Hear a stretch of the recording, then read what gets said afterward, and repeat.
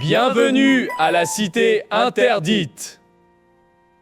Jacques, pourquoi appelle-t-on le palais impérial la cité interdite? Ah, très bonne question. D'abord, le nom chinois original du palais impérial est Zi Jincheng, qui se décompose en trois mots très simples. Zi, pourpre.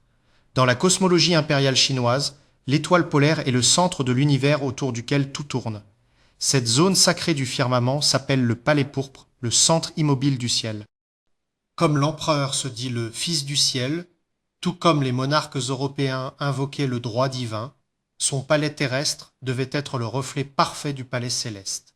Il prend donc le nom de pourpre pour symboliser le centre du monde humain. Le caractère Jin veut dire interdit, c'est le mot le plus important. L'endroit est sacré, l'empereur est intouchable. Sans son autorisation expresse, personne n'a le droit d'entrer sous peine de mort. Et Chengcité, ce n'est pas un simple bâtiment, c'est une ville fortifiée avec des remparts et des douves, une vraie ville dans la ville, complètement isolée du monde. Alors que le concept de pourpre lié à la cosmologie chinoise était trop compliqué à expliquer, le mot interdit, lui, parlait à tout le monde.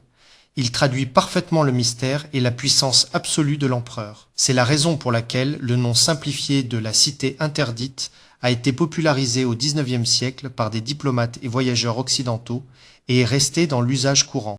Le nom de la cité interdite s'explique aussi par beaucoup d'autres interdictions très concrètes.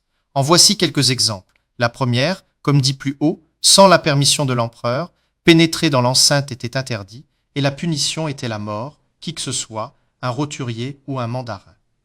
Deuxièmement, une fois les concubines et les servantes entrées dans le palais, il leur était formellement interdit d'en ressortir sous les Ming. C'était une vraie prison dorée pour des milliers de femmes. Troisièmement, il était interdit de marcher sur la voie axiale.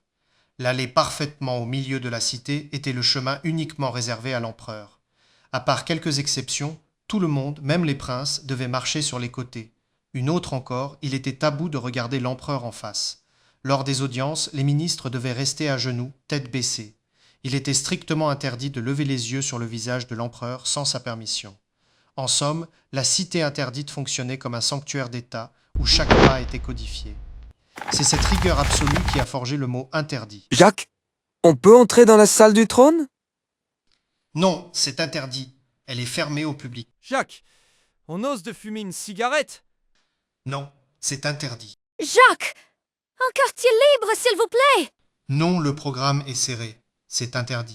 Excusez-moi, je peux répondre au téléphone? C'est interdit!